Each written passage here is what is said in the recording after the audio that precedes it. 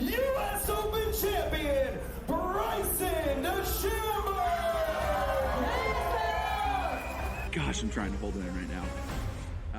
The support's been overwhelming. Tickets for Nashville this week are nearly sold out. We are calling this the Bryson effect. Won the Saudi Open on the Asian Tour in April, and he won the International Series event in Macau in March, beating David Puig in a playoff. Here's a man with 9 career wins, 3 of them on the DP World Tour. 33 years of age from Sacramento, and he is making the most of his chance. Remember, John Catlin playing as a reserve for Charles Howell III, who's injured. If he were to go on to win this, he gets those points. That would move him right at the top 24 number. Move him at 20th currently.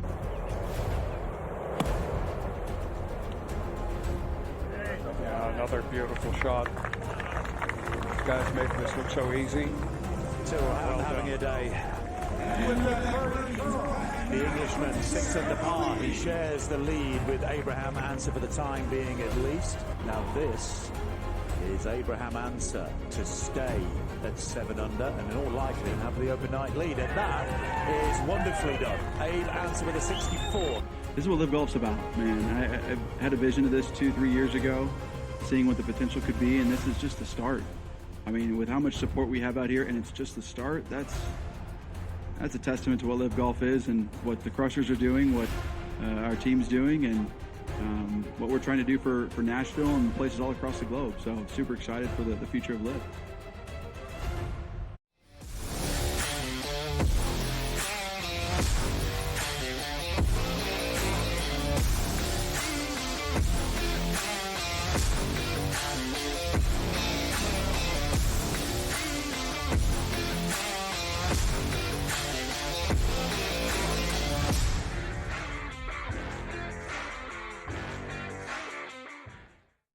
And welcome in. It's InGame Live Prime Time here on a wild Wednesday evening. Scott Wetzel, Dave Sharapan for the next 2 glorious hours, right until 10 p.m. Eastern Time, watching and betting on the world of sports. Ah, yes, baseball, WNBA, NFL, NFC South preview.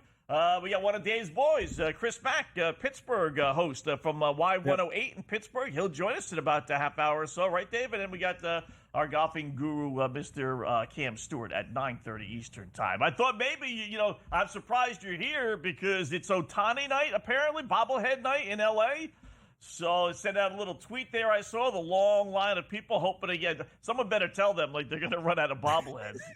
They do that in New York now. This is how bad New York is. They have, they seat 45,000. They'll have like bobblehead nights, and they'll have like 15,000 for the first 15,000 customers. How cheap is that? How cheap is that? Right? Well, leave it to Stankies. You want to make it like a thing to come get it, and then make them scarce, so the value of them is higher. I understand all that. Plus, the first 15 or 20,000 at a ballpark get in the ballpark early, and if you have a 1-0 or 2-0 game, 2-1, and the game's quick, they're in there early, getting refreshments and things like that. You gotta think business wise.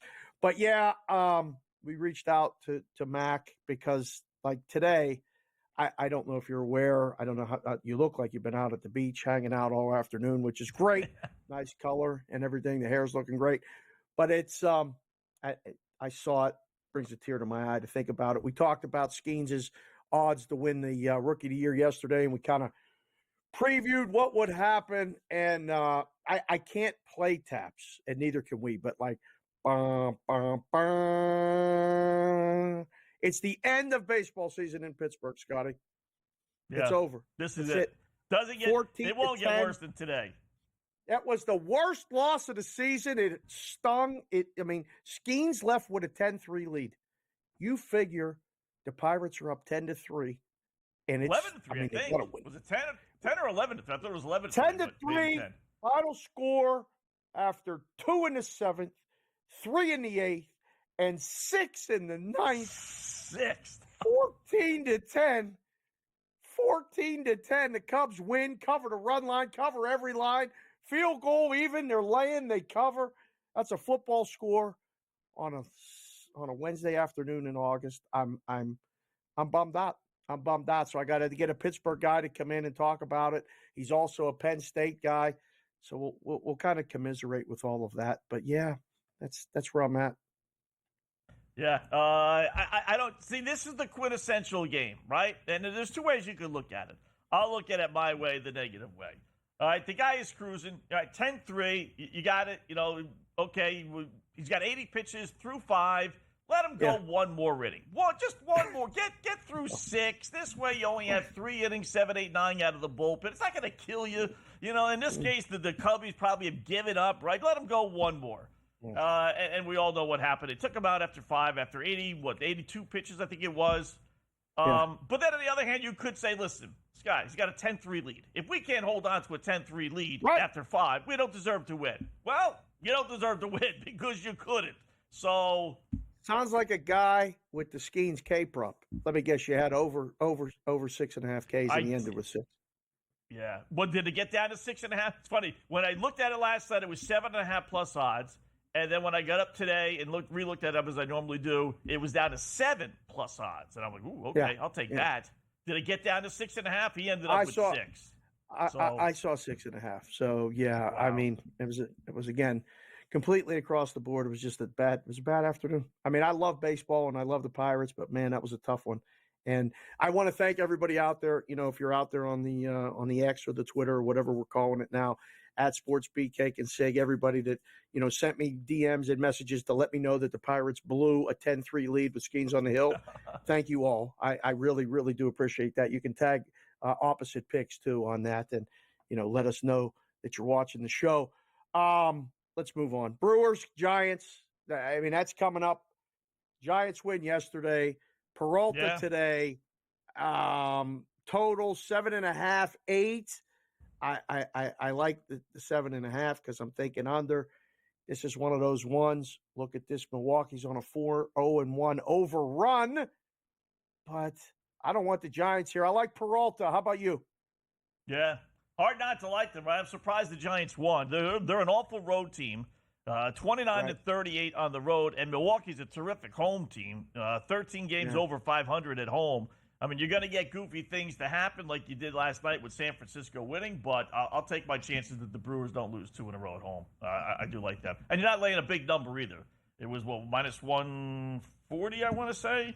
No, it is a little bit bigger. Okay. Well, a little bit higher. Yeah, it's gone up. A little bit higher than it's gone up. Yeah. 158, 160, somewhere in that neighborhood. Yeah. So, but that's the only game starting right here, coming up quick. But there's another game. We got this game. Yeah. Do you want this? Game. Do you want this? What I want this. You know what? Why? I tell you, I look at an offshore site just to kind of compare odds, right? Of course. Yeah. For the first time today, Dave, I don't know, maybe it's just something goofy today because they had to suspend a game from last night, but they did not have White Sox Texas on their lineup today. Really? Yeah. You think they're pulling them off? You think they're done? I don't think so. I mean, there was a question with the Texas pitcher, right? Or no, the White Sox pitcher, right? So I think that by the time you looked at it, maybe, and if you don't know the pitcher, you can't put it in the system. Some systems are like that. I don't know if Simple Bet's like that. Simple Bet was just bought by DraftKings. They're going to institute that. That's a whole nother thing for later time. You can't. You got to put it up. I mean, you have to put it up. I saw a picture of White Sox Stadium. I don't know what it's called anymore. I was going to call it Comiskey, but it's not. There's nobody there. Literally nobody there. It looks like it did during COVID. Like they let the players there, and there might be 6 people in the ballpark. Yeah, literally. I think I saw the same picture. Someone was at the game. He's sitting in the upper deck down the first base line. He takes a picture that shows the left field line, and there was honestly 10 people? No exaggeration, 10 people maybe in the picture. I mean, under. Yeah. Wow. And that's a doubleheader, which means if you have tickets for tonight's game, it's not a separate admission. So you were able to go if you wanted to go see 2. I would want to see 1, let alone 2, right? But if you wanted to, I'm pretty sure if you had tickets for tonight's game, you could have gone to go see that one as well. Okay. So well, I'm enjoy. curious to see what they announced tonight. We had a pool with Oakland last year, and the lowest was, I think, 3,850 or so. I don't think we got down to 1,002. Yeah, we were doing the show together last year. Remember, we were comparing the Las Vegas Aviators attendance figure with the A's attendance figure because it was the minor league team. AAA, maximum capacity here, I think, is 12,500, and they were regularly outdrawing them. It's 112 here in July, and they're getting more people at the game here when, other than when the Yankees were in Oakland. The other game, it starts at 5:30 Pacific, 8:30 Eastern, is the Tigers and the Angels. I had absolutely no opinion on this. I wanted to ask you about the Tigers and the realistic prospect of them actually getting back in the race. Is this possible? I don't think so. They've been benefiting from a real easy schedule. Right? 4 against the White Sox. Give them credit. They won all 4 games. Now they got the Angels. I mean, you play who you play that's in front of you. They got a ways to go. They would really have to go on a monster tear. But with Cleveland coming back to the pack, and then the wild card being a jumbled mess, gives them hope. A little bit of hope anyway. Cubs as well. Look at the Cubs schedule.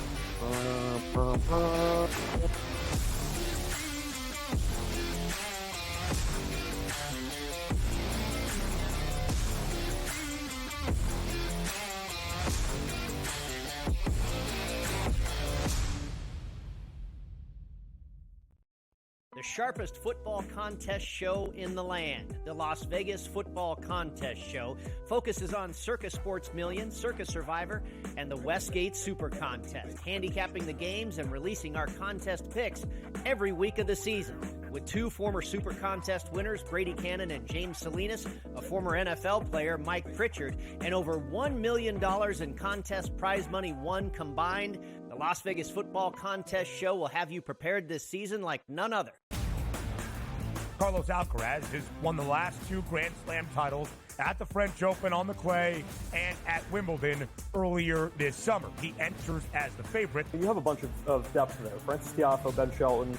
They will likely play in round 3. The winner would play Djokovic, most likely, which would be an incredible match. I like Ben Shelton as a sleeper. If Djokovic is hurt, you never know. I think Shelton's actually the guy that gets hot. The conditions favor him. The early line, only on SportsGrid. When you're really, really amazing like this, people kind of take it for granted. Same with Ohtani, right? People will sort of see, oh, Ohtani did this, Ohtani did that, and it sort of, becomes normalized a little bit. But to put in context, Aaron Judge joins the 1,000 hit club, gets it done. So earlier this month, he was the fastest player to reach 300 home runs ever. Sports Rage Late Night, only on SportsGrid. The leftover language would be the million shy of what Jefferson makes Jefferson a better player. If you want to believe that, I'm not sure I'd buy that he's that much better than CeeDee Lamb. Tony Pollard's gone. He's now with the Titans. I was with the Titans a couple weeks ago. He'll be their starting running back there. They're going in a different direction in Dallas, but it's all about CeeDee Lamb right now, the first of the other deals that they have to get done. Pharrell Coast to Coast, only on SportsGrid.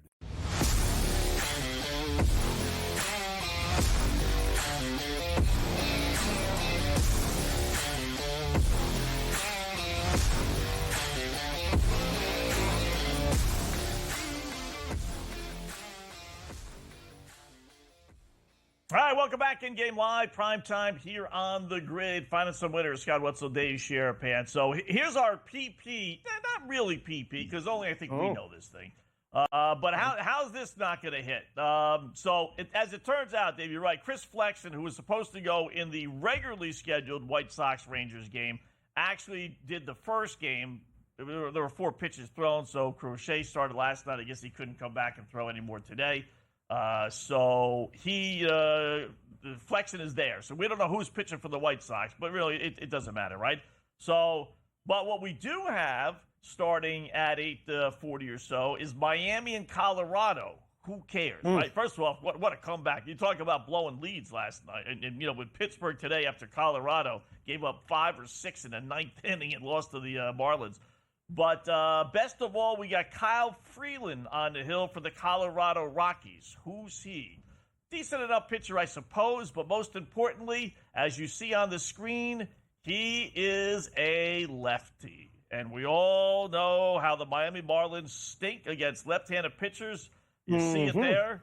8-33 against left-handed starters this year. So, got to go with a Colorado and Texas parlay, no? That is the PP, if you want to call it. For those of you that wondering what that stands for, that's the public parlay. Yeah, I mean, Texas is going to win. Is Miami going to win? You want to use Miami in that?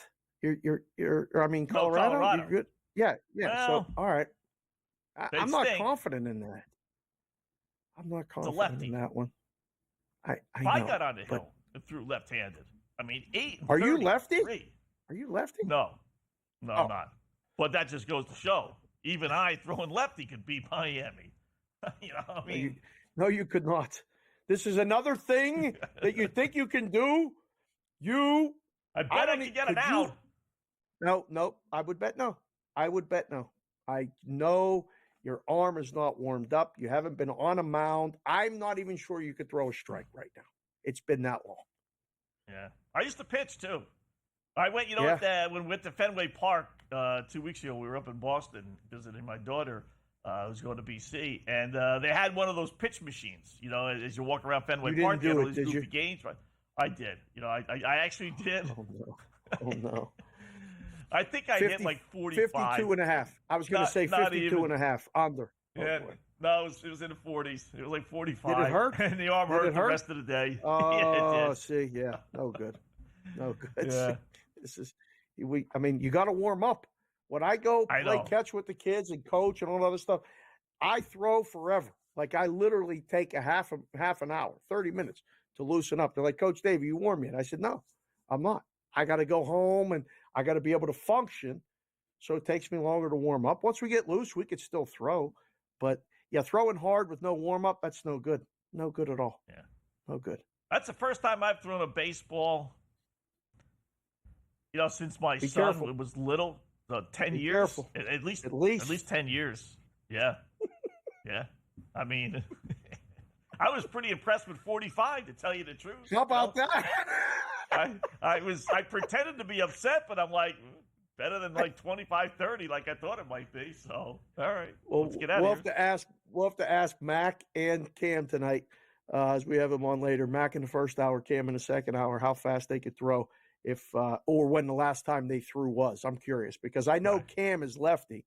I played catch with football with Cam when he was here for the draft. We were hanging out when somebody had a football and we were throwing it back and forth a little bit. And I know Mac is an athlete. He's got a daughter to play softball and a son that plays flag football and stuff. So he might be able to still throw. How about tonight with Sale and the Braves and the Twins? Been on the Braves. Get another gift today. I think it's a gift. It's the Braves, another under. Looks like, what are we, 1-0, bottom of 3. Let me hit refresh. I like the Braves. How about you? Yeah, me too. And I played the under. I got Chris Sale, Cy Young, so I kind of already have a Braves bet, so I didn't do that, but I did like them. They won 5 straight road games. The under is the one because they've had 2 straight overs. And they're not, the Braves, nearly 30 more unders than overs. They're not going 3 in a row over, especially with Sale on the mound. So it's 5.5 now. It's 1-0, bottom of the third. But it's again, I think it was 7.5 that I got it, pre-flop, as Ranieri likes to say. Yeah. That's a pretty good number for Chris Sale. Again, they don't give 7s with Atlanta. I don't know. It's the goofiest thing. Number 1 or 2 under team in all of baseball, and you consistently get 7.5, 8s, 8.5s even sometimes. It's rarely rare you get a 7 with them. And you get that all the time with Seattle and a few other teams. Well, because Atlanta can hit for power. They're prone to a big inning, right? Ozuna can hit a home run. Chapman can hit a home run. They have a couple guys in the lineup that can change the game. It's 3-0, 4-0, 4-1, 5-1. Looks like a dead under, and then boom, a 2-run, 3-run homer or whatever late, and your handicap was right, and the result is wrong. So that happens. Stanky's trailing. What do you think? Huh? I did like. I told you I like Washington in this series. They won yesterday after they lost the first one, and they were big dogs again today. This Washington team, you see, like I said, 11-12 now after winning last night. Last 23 games. That's not a bad. That's a halfway decent record for a team that's going to be plus 150, 160, 170 underdogs. Probably from here on out, depending on who they play, but they're going to be solid dogs. So. I did like that. Bottom of the fifth inning. Grab the Stanks, though, I must say, plus 370. Down 5-2. Very enticing. Very enticing. Probably not enough. 2.5. Look at the runs. 2.5 at minus 120, too. That's a bet. That's a bet. That's a better bet for me. That's not bad. Yeah. I like that one. Yeah. Just to figure they're not going to roll over. I would hope not. Speaking of rolling over, boy, Cardinals, they're in trouble. Padres 2-0 already. Rinse and repeat. Cooked. Rinse and repeat. Yeah. This is Pirate season ended today. Cardinals is coming to an end maybe by the end of the week. Padres just keep on rolling. Yeah. Better on the road than they are at home. Amazing.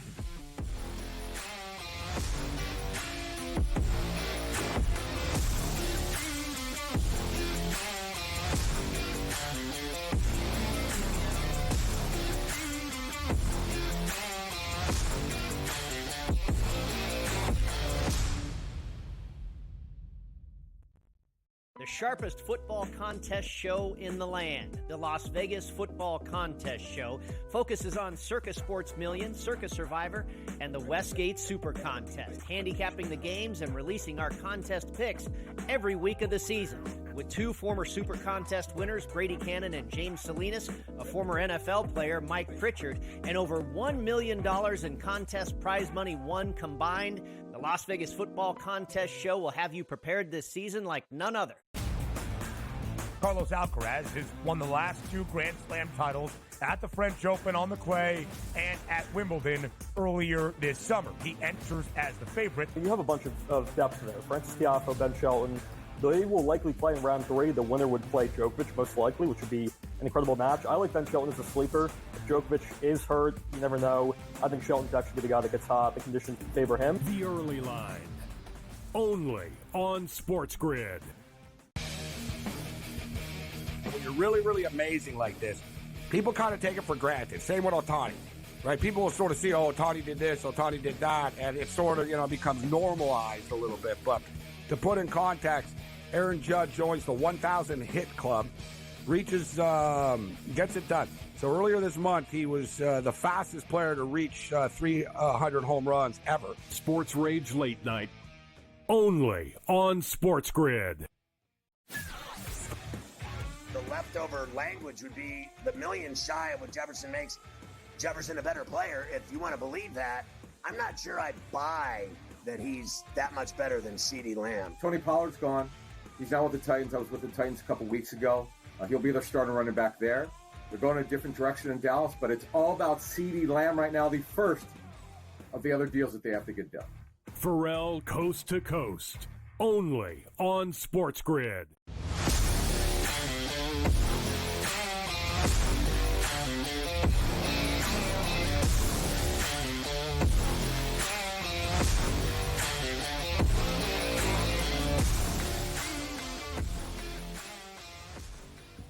All right, welcome back InGame Live, PrimeTime on the grid on this Wednesday evening, hour number 1 of our 2-hour extravaganza. A little baseball, we got a little preseason football talk to get to with all the cuts from yesterday, and then WNBA, and who knows what else we'll get to over the next hour and a half or so. And same game parlay time, little SGP that we have right now.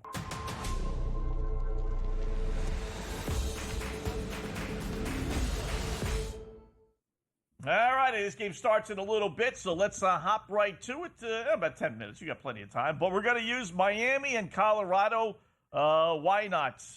We're going to use I did this in reverse. I messed up, guys, but that's okay. I had Colorado obviously winning, not Miami. We're going to go over 3.5 runs as well for the Rockies because obviously they're going to win the game. We're going to go Connor Norby. Who's that guy that they picked up? Miami picked up from for the Orioles. He's minus 430. They get a base hit because, believe it or not, since they got him from Baltimore, he's got a hit in every game. He's 10 for 29. So it's like, okay, you know what? Why not? I know this is goofy, but first pitch, top of the third, strike, minus 145. First pitch, bottom of the third, strike, minus 140. That actually hit last night. We didn't get our same game parlay because Franciscus Lindor didn't get an RBI. But that first pitch strike, I'm going to spend a minute or two and go through every single game. I like that. I bet you that it's way more strikes to start. That third inning, because it's the bottom of the order, like I said yesterday. So Colorado over Colorado. Norby to get a base hit, and then the strikes, and it should be right around 6-1 or so. Okay. I will take your word for it. I didn't look to see if the first pitch of the bottom of the third and the top of the third were strikes. They were. They give me I know you play-by-play. did. Okay, there you go. So we got that in. So go back to that well. Maybe, keep betting it until it loses. Worried. You got to get that team total over. That's the one I think might be a little bit of a sweat. The fact that you use Connor Norby is interesting because I have no idea about whether he's going to get a base hit or not. So that's good. Let's get this one in. We'll know while we're on InGame Live tonight. So we'll need Vinny to pay attention. Matty G, top of the third, first pitch. Let us know if it's a strike and we can celebrate.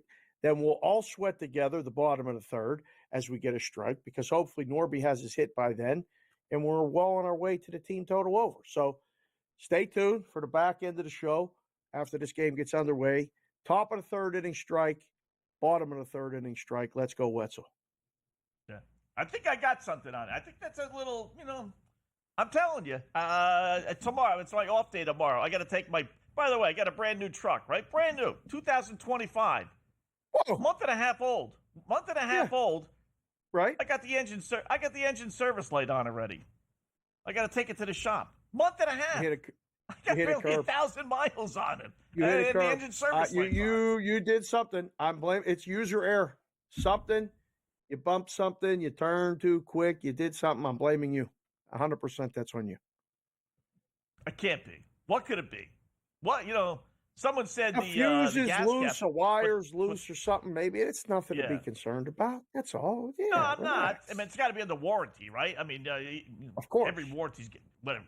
But it's just a pain in the butt. My one day off, I got to get up at 6:00 in the morning to get there by 7:45, and sit there for who knows how many hours, so they can tell me that it's something stupid. It's like, but bring a book. Yeah. Sometimes some of the best reading I've ever done is waiting for the car to get finished. You bring a book. And just sit there and read. Bring out the phone number book. I got that phone number book from your buddy Scott Orgera or 976-121, the score phone. Bring that book.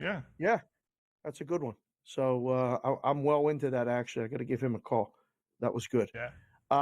What color car is the truck? Rangers first and third. By the way. What color is the truck? What's that? What color? What color is your truck? Blue, like you're wearing. Let me tell you something.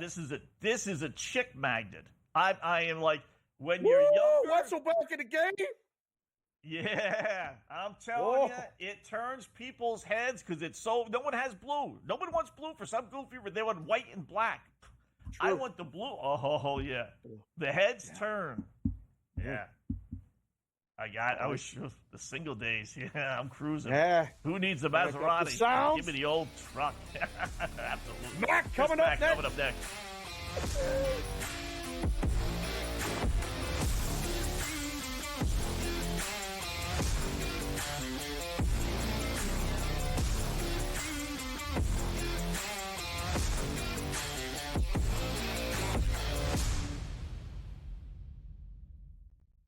The sharpest football contest show in the land, the Las Vegas Football Contest Show, focuses on Circus Sports Million, Circus Survivor, and the Westgate Super Contest, handicapping the games and releasing our contest picks every week of the season. With two former Super Contest winners, Brady Cannon and James Salinas, a former NFL player, Mike Pritchard, and over $1 million in contest prize money won combined, the Las Vegas Football Contest Show will have you prepared this season like none other. Carlos Alcaraz has won the last two Grand Slam titles at the French Open on the clay and at Wimbledon earlier this summer. He enters as the favorite. You have a bunch of depth there. Francis Tiafoe, Ben Shelton. They will likely play in round 3. The winner would play Djokovic, most likely, which would be an incredible match. I like Ben Shelton as a sleeper. If Djokovic is hurt, you never know. I think Shelton could actually be the guy that gets hot. The conditions favor him. The early line, only on SportsGrid. When you're really, really amazing like this, people kind of take it for granted. Same with Ohtani, right? People will sort of see, oh, Ohtani did this, Ohtani did that, and it sort of, becomes normalized a little bit. But to put in context, Aaron Judge joins the 1,000 hit club, reaches, gets it done. So earlier this month, he was the fastest player to reach 300 home runs ever. Sports Rage Late Night, only on SportsGrid. The leftover language would be the million shy of what Jefferson makes Jefferson a better player. If you want to believe that, I'm not sure I buy that he's that much better than CeeDee Lamb. Tony Pollard's gone. He's now with the Titans. I was with the Titans a couple weeks ago. He'll be their starting running back there. They're going in a different direction in Dallas, but it's all about CeeDee Lamb right now, the first of the other deals that they have to get done.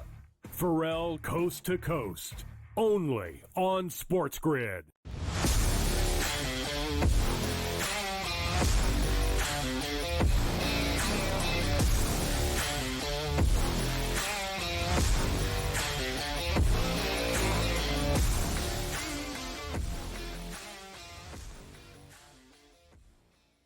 All right, welcome back. In-game live, prime time here on the grid. Baseball, football, WNBA. We got it all, including some afternoon baseball. We'll get to with our next guest from Y108 in Pittsburgh. Chris Mack joins us, good buddy of Mr. Sharapan. What's going on, Chris? How are you on this Wednesday evening? I'm good, Scott. How you guys doing? You dealing with Dave okay? Is he for staying out of your hair for the most part? Yeah, barely. Barely. Is that the way you're coming in? I mean, see, called you a good coming friend. in hot. I want to know. Coming in want to hot, know who gave Dave. him that. Coming in hot. You know who's not hot? It's over. I mean, it's official. It's done. The baseball season is over. It was a nice summer at PNC. Skeens was going today. We had all hope. We had all excitement going into the day game and everything. He leaves with a 10-3 lead, C-Mac. And they lose 14-10. What the hell happened today?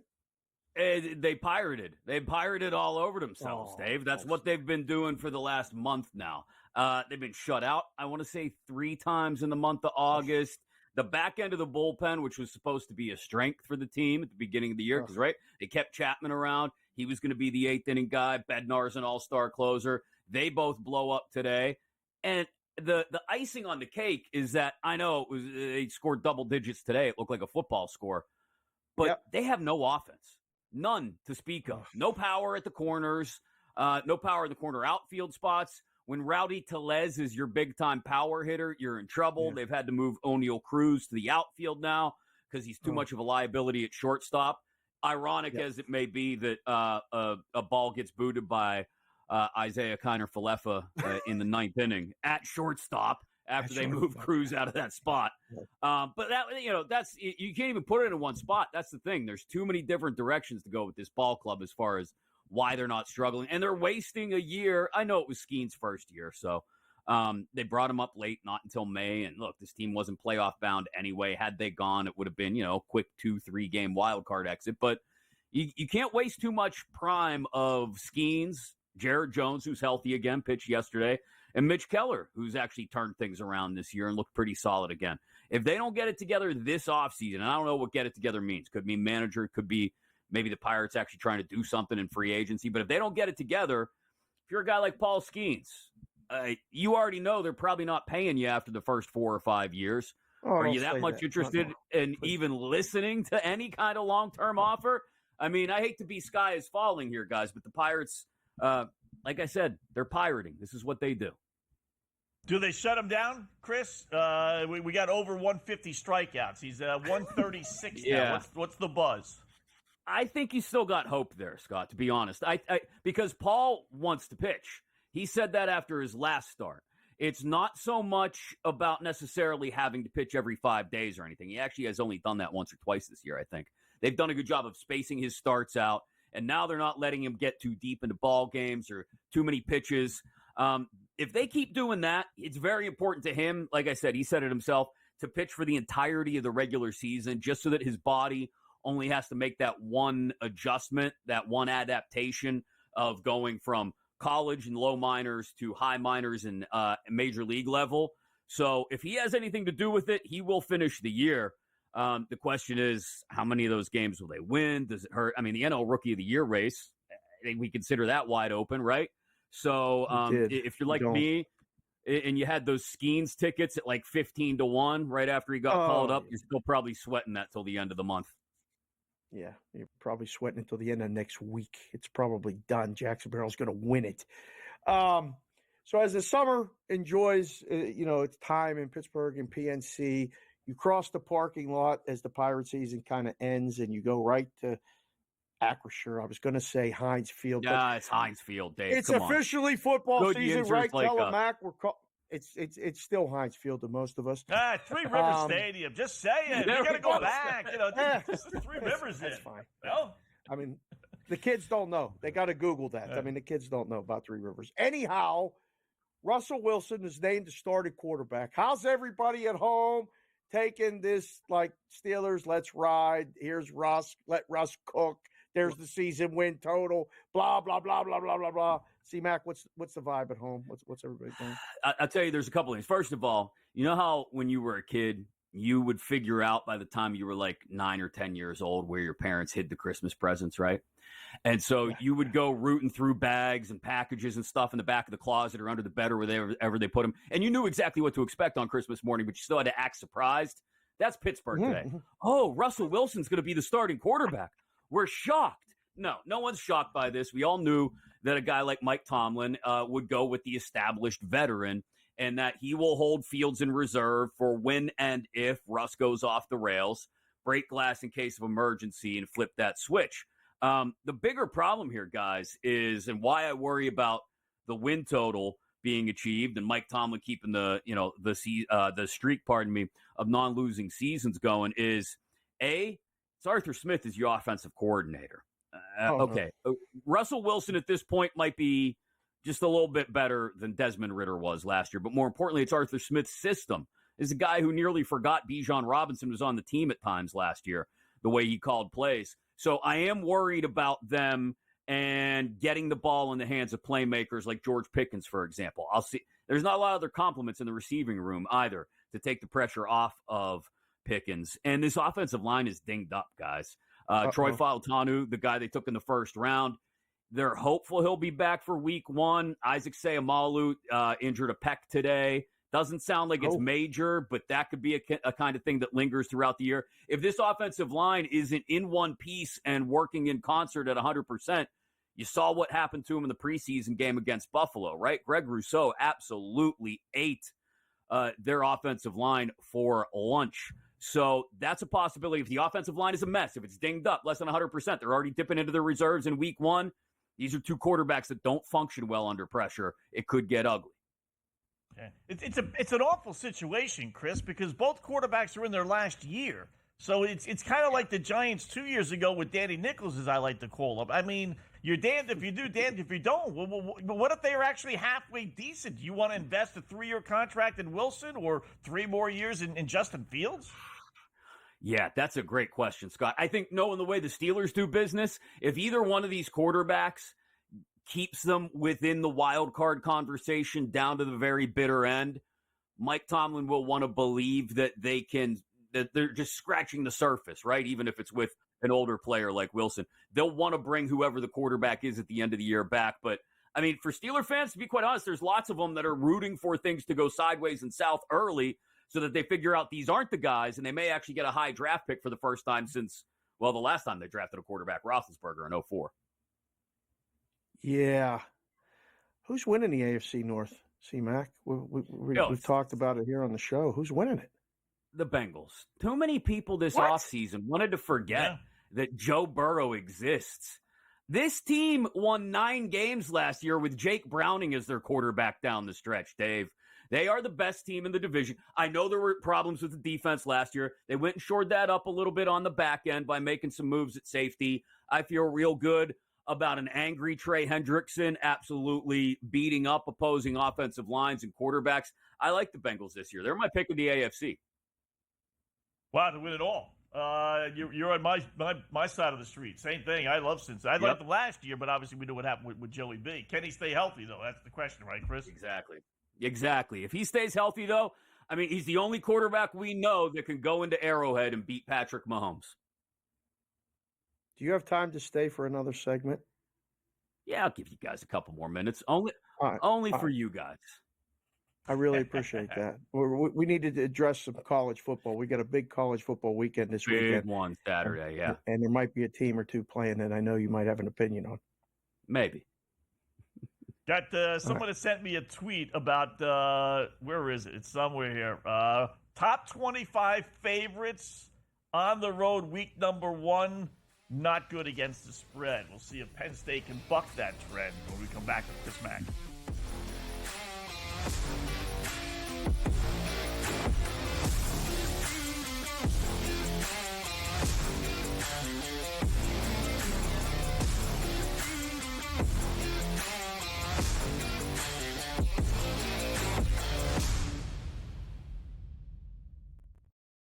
The sharpest football contest show in the land, the Las Vegas Football Contest Show, focuses on Circus Sports Million, Circus Survivor, and the Westgate Super Contest, handicapping the games and releasing our contest picks every week of the season.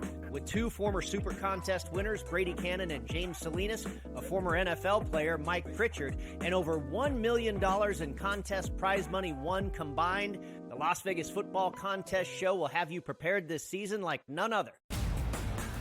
Carlos Alcaraz has won the last 2 Grand Slam titles at the French Open on the clay and at Wimbledon earlier this summer. He enters as the favorite. You have a bunch of depth there. Francis Tiafoe, Ben Shelton. They will likely play in round 3. The winner would play Djokovic, most likely, which would be an incredible match. I like Ben Shelton as a sleeper. If Djokovic is hurt, you never know. I think Shelton could actually be the guy that gets hot. The conditions favor him. The early line.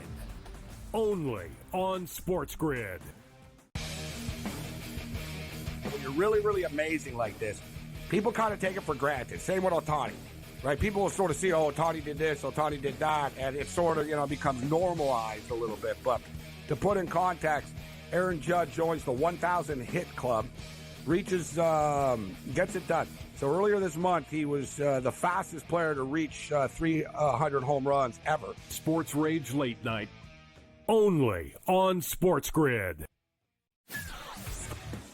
The leftover language would be the million shy of what Jefferson makes Jefferson a better player. If you want to believe that, I'm not sure I buy that he's that much better than CeeDee Lamb. Tony Pollard's gone. He's now with the Titans. I was with the Titans a couple weeks ago. He'll be their starting running back there. They're going a different direction in Dallas, but it's all about CeeDee Lamb right now, the first of the other deals that they have to get done. Pharrell Coast to Coast. Only on SportsGrid.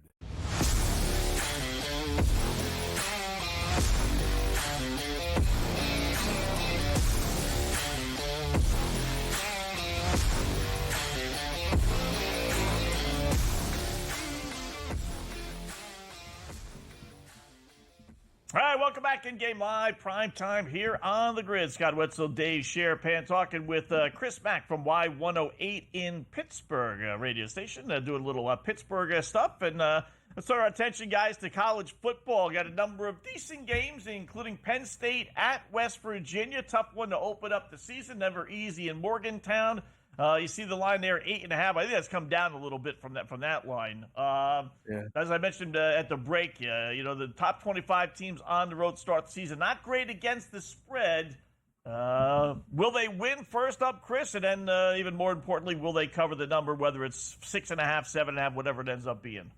Yeah, it keeps coming down, Scott. It's down to 8 in some spots now. There's still a few 8.5s on the board. I think they'll win. I think they'll cover.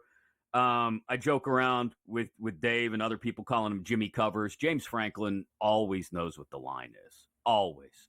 Last year, he faked a quarterback kneel down with his backup quarterback in order to cover a spread. I want to say 26-ish and a half against Northwestern. Indiana. He knows. Northwestern. Indiana. Yeah. It's Northwestern. He always knows what the number is, and he knows how to keep the donors happy.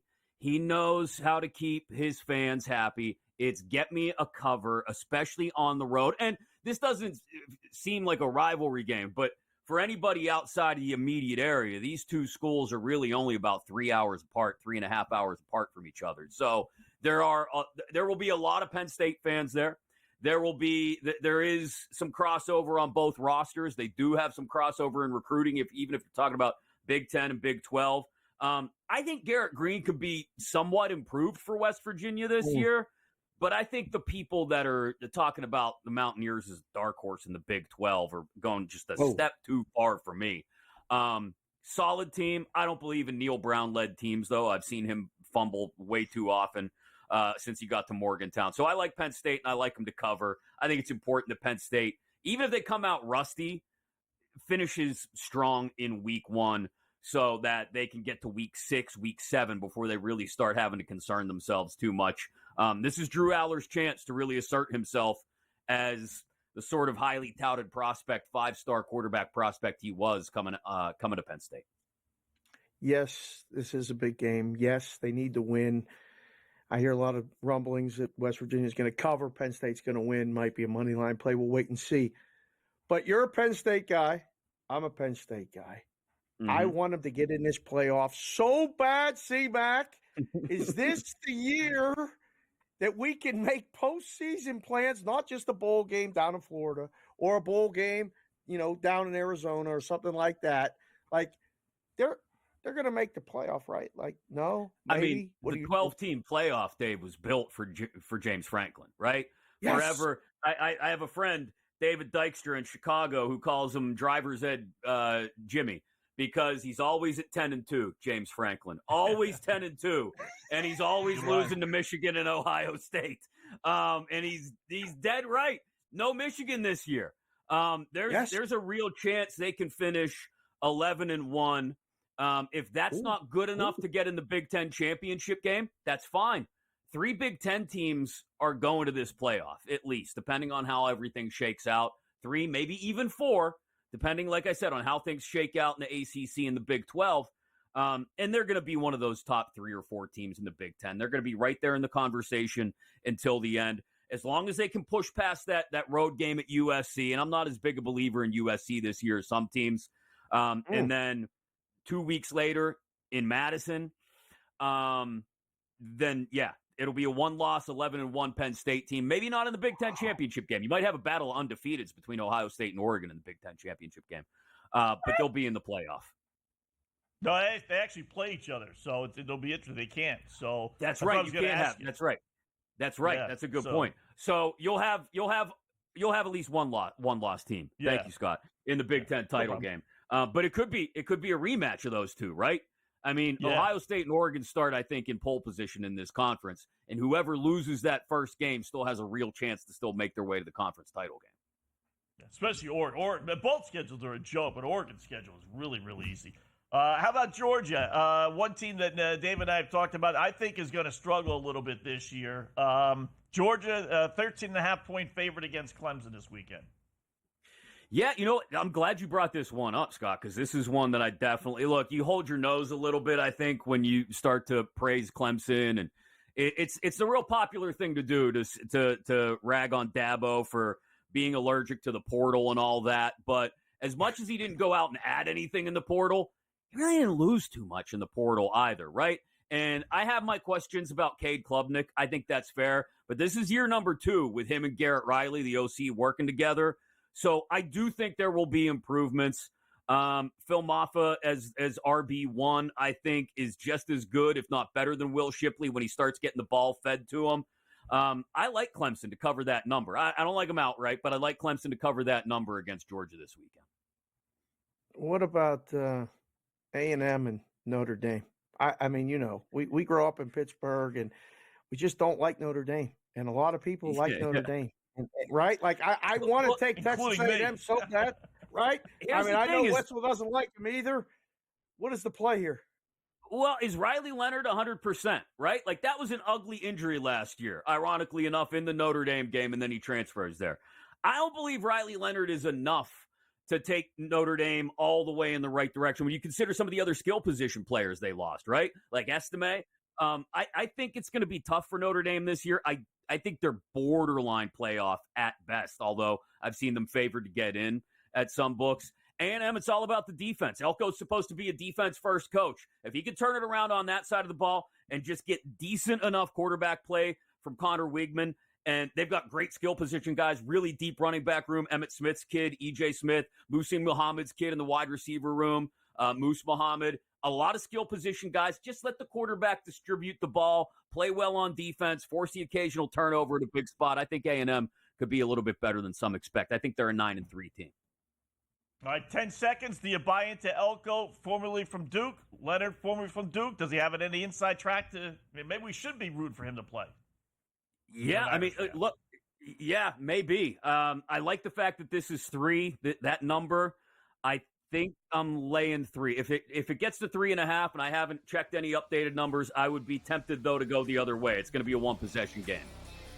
Chris, great job, man. Chris Mack, Y108 in Pittsburgh. We'll do it again soon. Thanks, guys.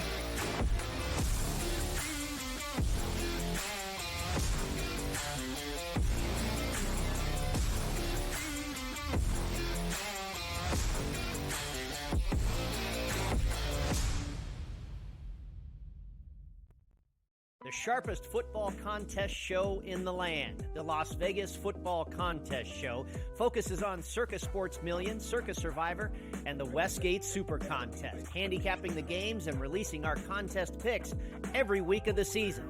With 2 former Super Contest winners, Brady Cannon and James Salinas, a former NFL player, Mike Pritchard, and over $1 million in contest prize money won combined, the Las Vegas Football Contest Show will have you prepared this season like none other. Carlos Alcaraz has won the last 2 Grand Slam titles at the French Open on the clay and at Wimbledon earlier this summer. He enters as the favorite. You have a bunch of depth there. Francis Tiafoe, Ben Shelton. They will likely play in round 3. The winner would play Djokovic, most likely, which would be an incredible match. I like Ben Shelton as a sleeper. If Djokovic is hurt, you never know. I think Shelton could actually be the guy that gets hot. The conditions favor him. The early line, only on SportsGrid. When you're really, really amazing like this, people kind of take it for granted. Same with Ohtani, right? People will sort of see, oh, Ohtani did this, Ohtani did that, and it sort of, becomes normalized a little bit. But to put in context, Aaron Judge joins the 1,000 hit club, reaches, gets it done. So earlier this month, he was the fastest player to reach 300 home runs ever. Sports Rage Late Night, only on SportsGrid. The leftover language would be the million shy of what Jefferson makes Jefferson a better player. If you want to believe that, I'm not sure I buy that he's that much better than CeeDee Lamb. Tony Pollard's gone. He's now with the Titans. I was with the Titans a couple weeks ago. He'll be their starting running back there. They're going a different direction in Dallas, but it's all about CeeDee Lamb right now, the first of the other deals that they have to get done. Pharrell Coast to Coast, only on SportsGrid.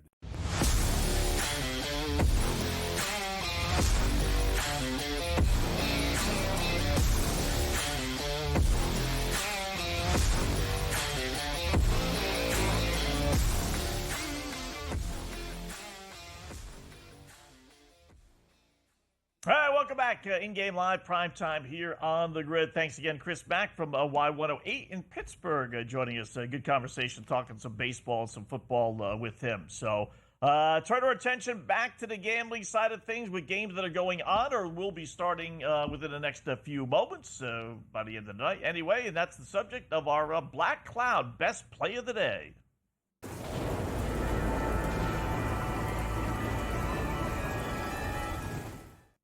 Now, we did not hit this last night, breaking our streak. Of course, Seattle had 8 runs today, or 8 runs today, 6-2. We needed 7 last night. We didn't get that. They had a shot, bottom of the 9th inning, down 3-2, score 1 run, force a 7th run, but I digress. We're thinking positive today. So we're going to head out to the Diamond in Arizona and then take on the New York Mets and Arizona Diamondbacks game. I like the Mets in this one. I said it yesterday, Dave. They're plus 102, plus 110. It was this afternoon. It's down to 105, or it's down to 102. It was plus 110. Yeah. Mets own Arizona. They don't lose to this goofy team. Arizona's playing great. I get that. 26-9 since the All-Star break, but Mets are 28-10 now. Their last 38 games against Arizona, including 8-2 in Arizona. Where there's just as many, if not more, Met fans there, transplanted Met fans from New York that go to the games. So you know what? I like the Mets. They're playing good ball. Severino's on the hill. He's okay. You got Eduardo Rodriguez on the hill for the Diamondbacks. He's pitched well since coming back from all the other things that he's come back from. But give me, Dave, the New York Mets plus the 102, 110. What do you think? Okay. Is Vinny close by? Can he hit the goal horn for me real fast? I need to hit the goal horn if it's close by. Thank you. All right. I know the Black Cloud play of the night. It's everybody's favorite segment of our 2-hour show. I mean, it's same game parlays, one thing, Cam appearing, guests all the time, but everybody looks forward to this. This is the first time in the history of the Black Cloud play of the night that the producers have come in over the top. It's not enough to take the Mets plus 110. But I put the glasses on to make sure that this says what it says.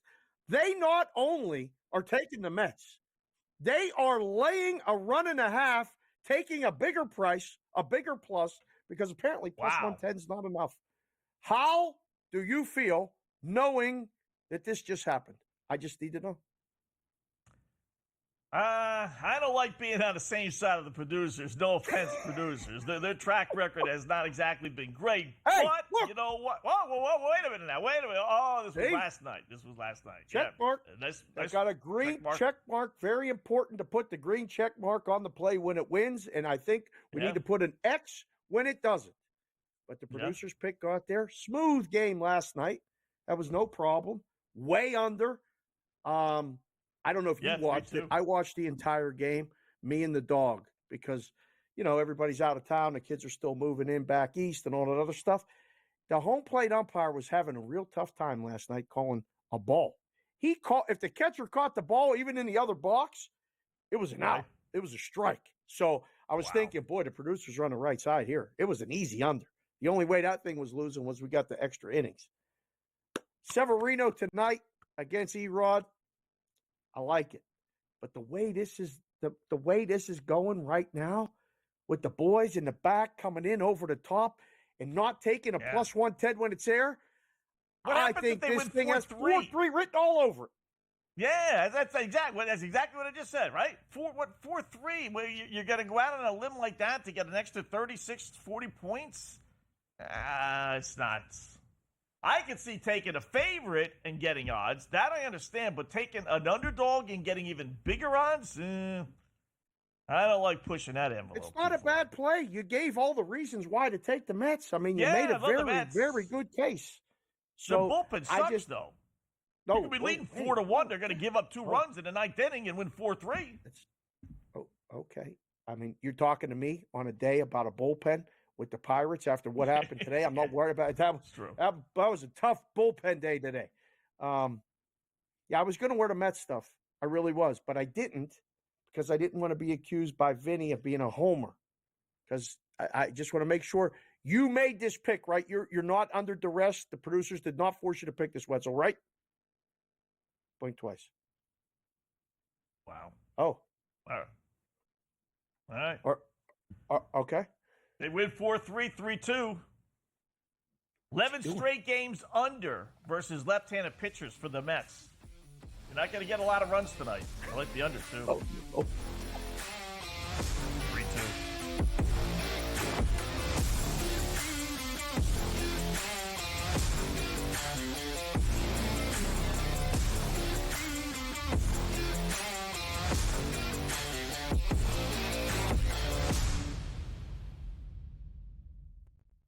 The sharpest football contest show in the land, the Las Vegas Football Contest Show, focuses on Circus Sports Million, Circus Survivor, and the Westgate Super Contest, handicapping the games and releasing our contest picks every week of the season. With two former Super Contest winners, Brady Cannon and James Salinas, a former NFL player, Mike Pritchard, and over $1 million in contest prize money won combined, the Las Vegas Football Contest Show will have you prepared this season like none other. Carlos Alcaraz has won the last two Grand Slam titles at the French Open on the clay and at Wimbledon earlier this summer. He enters as the favorite. You have a bunch of depth there. Francis Tiafoe, Ben Shelton. They will likely play in round 3. The winner would play Djokovic, most likely, which would be an incredible match. I like Ben Shelton as a sleeper. If Djokovic is hurt, you never know. I think Shelton could actually be the guy that gets hot. The conditions favor him. The early line. Only on SportsGrid. When you're really, really amazing like this, people kind of take it for granted. Same with Ohtani, right? People will sort of see, oh, Ohtani did this, Ohtani did that, and it sort of, becomes normalized a little bit. But to put in context, Aaron Judge joins the 1,000 hit club, reaches, gets it done. So earlier this month, he was the fastest player to reach 300 home runs ever. Sports Rage Late Night. Only on SportsGrid. The leftover language would be the million shy of what Jefferson makes Jefferson a better player. If you want to believe that, I'm not sure I buy that he's that much better than CeeDee Lamb. Tony Pollard's gone. He's now with the Titans. I was with the Titans a couple weeks ago. He'll be their starting running back there. They're going in a different direction in Dallas, but it's all about CeeDee Lamb right now, the first of the other deals that they have to get done. Pharrell Coast to Coast. Only on SportsGrid.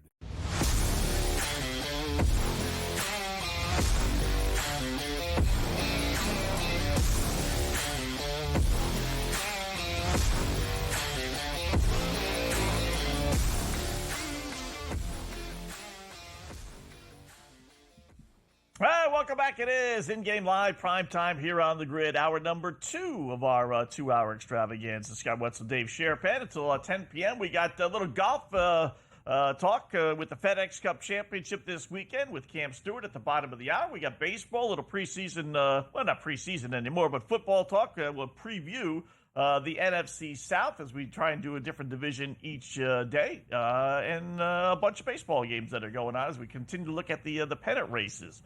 So I did try, Dave, by the way, to look, doing a 3-team, 3-league. I know we're going to wait, you said, which is fine. Yep. But I did, do my 3 teams in college football, 3 in the NFL, and 3 in Major League Baseball. Major League Baseball was by far the toughest. Football, No college football, I think I got it down. I think I got it down. Already? The 3 that I like. They haven't even played any games. You already know? Yeah, well, I'm a genius. Yeah, I'm a genius. You know how it is. So all right. I don't need to see games. Yeah. Was one of them Ohio State? It was. Yep. Okay. One was Ohio State. One, what you want to pick them, or you want to get? One was. Well, no. Another Oregon. one. Did you go chalky? Did you go Georgia? Yeah. No. Oh. I don't think Georgia's getting in. No, I don't think they're getting in. I really don't. Oh. Okay. So not complete trouble. Oregon? You like Oregon? Oregon was the second one. Yeah. 2 Big You Ten take Oregon. teams? Yeah, I was hesitant on that because they play each other, like we talked with your boy Chris, and I didn't, so someone's going to have a loss, but I think they're going to get, like he was saying, 3 teams. So I'm right, pretty confident. Yeah. Okay. Last one was the toughest. Who's the third? Yeah, third I one don't know. was Did you go, an SEC team, but not Georgia. No, not So Georgia. you went. Did you go Ole Miss? Nah, I can't bet on those teams. I know you Not didn't go to win it all. Alabama. No, You they didn't go go Alabama. Alabama, did you? No, Who'd you go? Texas. Texas What? was loaded. Yeah. You know why? Right. Because I like to go with teams that always find a way to lose one dopey game. Just whether it's early on, it's some idiotic game they find a way to lose, right? And Texas finds ways to lose every single season, one game, and it just ruins their season. Well, now that we got 12 teams in the playoffs, Dave, it's not ruined. They can have that one dopey loss. So I think when they get in, I like their quarterback, and I'm in love with their head coach, Sarkisian, but they're loaded. They're going to be a tough out. So, yeah, Texas. Wasn't confident in Alabama. And then really, excuse me, outside of that, it's like you really kind of have to go out on a limb in college football. You don't get the guys that are come out of nowhere, to make the college football, championship. Maybe make the playoffs, but, Ole Miss might make the playoffs, but they're not going to win it all. It's been so long since we've had an outsider win it all. So those are my three. Well, I mean, they can get there, though. Like we had TCU get there a couple years ago, right? Yeah. There's a way there's a way for a team or two to get there that you may not have seen coming, but they're going to have to win 3 games. So that's the part. Like they can do one upset. They may be able to do 2. It's going to be really, really hard to be the dog 3 times in a game or a small favorite in 1, dog, and win. That's going to be a hell of a parlay for whoever does it. So we'll see. I 3 don't straight know. road games, too. Right? 3 straight road games is going to be. Some neutral site, but it is on the road. So, it's just, that's why it's nice to say this team is going to be pretty good and they're going to challenge and they're going to be a surprise team. But when you put these parlays together, it's about winning it all. And Ole Miss, might be good this year. They're supposed to be. But are they going to really win 3 games against Ohio State, Oregon, Texas, maybe Georgia? Maybe I'm wrong about that. Alabama. That's a gauntlet. So, I don't know. Those are my 3 right now, Dave. Something to change. But did you look at the NFC South? I mean, like we got graphics and we got pictures. We got to talk about this stuff. You didn't pick one of the NFC South teams to get in to the Super Bowl, did you? Please tell me. No, I did not. No. Oh, okay. No. Okay. All right. I was going to have to say we're not doing. Yeah, we're not doing Tampa. This year. That's it. Okay. Tampa. I think it's going to be a pretty good division. I think it's going to be a competitive division, but not a good division. A mediocre at best. No, I think the team that wins this division may have 9 wins, possibly 10. One team with double digits, but no, this is a back and forth. None of these teams are good. Between this and the AFC South, I think division in football. You? I think that's a good question. What is the worst division in football? Last year, clearly, this was it. I'm not in love with the NFC North. I think Minnesota's going to stink, and I'm not necessarily buying the Bears Kool-Aid, and I'm not a big Packers fan. So, you know what? The NFC East is probably the worst. Now that I think about it. Giants are going to stink. I like Washington, but, they'll probably stink. Dallas, they have one player, CeeDee Lamb. That's it. I mean, signing Dalvin Cook yesterday. Dalvin Cook. He's got nothing left. They got no running game whatsoever. Well, him and Ezekiel Elliott, right? Oh, yeah. I mean, what kind of backfield is that? Right. That's veteran. I mean, those are veteran running backs, though. They're usually the complement to a guy that's going to see first down, second down, catch passes out of the backfield. I don't know what that is. I feel like Dallas is just kind of throwing it together and doing it, just hoping for a certain result. You can't have one of the best teams in the league or in that conference and have the worst division. I don't think, as bad as the Giants are, I think the Eagles are that good. As maybe mediocre as the Cowboys are, I think the Commanders are, there's a lot of people that I respect their opinion, have the Commanders actually being a little bit better than most people are talking about them as such. I can't name the best team in the NFC South, sir. If we ask 100 people, we're going to get, well, nobody's going to say Carolina. but we're going to get probably 33%, maybe 40% on Atlanta, and the other 25%, and the other 25% on either the Buccaneers or the Saints. I don't think there's a clear cut here. Do you? No, definitely not. But I like the Saints team. You can't help but say that, there's a major, major upgrade.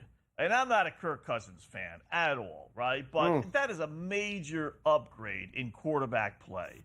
So if they were basically able to play 500 or so last year with no quarterback and a head coach who was a bozo, you would think that it's hard not to drink that Atlanta Falcons Kool-Aid. And then you got Tampa Bay that's won the division 3 straight years. So it may be balanced. It is balanced. But I also think it's like last year was balanced because they all stunk. This year it's balanced, but I think 3 out of the 4 are actually halfway decent. I think you're going to need 10 wins. Okay. Does Carolina surprise? Does Carolina surprise at all? No, I love the under 5.5. How's that team win 6 games? Oh, I love it, yeah. Wow. Yeah. Okay. Them and the Patriots are both going to be awful. Bryce Young, he's going to be out of the league in 2 years. They'll cut him, or they'll try and trade him, get a conditional pick, get something for him. He'll ride the bench. They'll realize he stinks and he shouldn't have been drafted. So, number 1 overall. Wow. They could have had C.J. Stroud and they drafted Bryce Young. Yeah. Oh, my goodness. You guys How think they know different of a more than we do. trajectory for those franchises, right? Like, big time. Yeah. Amazing. All right, more coming up.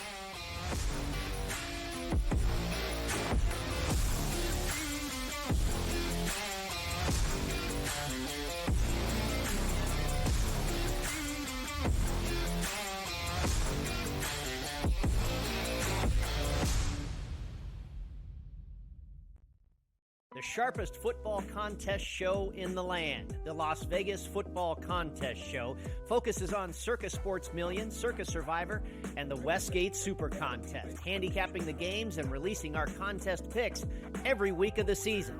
With 2 former Super Contest winners, Brady Cannon and James Salinas, a former NFL player, Mike Pritchard, and over $1 million in contest prize money won combined, the Las Vegas Football Contest Show will have you prepared this season like none other. Carlos Alcaraz has won the last 2 Grand Slam titles at the French Open on the clay and at Wimbledon earlier this summer. He enters as the favorite. You have a bunch of depth there. Francis Tiafoe, Ben Shelton. They will likely play in round 3. The winner would play Djokovic, most likely, which would be an incredible match. I like Ben Shelton as a sleeper. If Djokovic is hurt, you never know. I think Shelton could actually be the guy that gets hot. The conditions favor him. The early line, only on SportsGrid.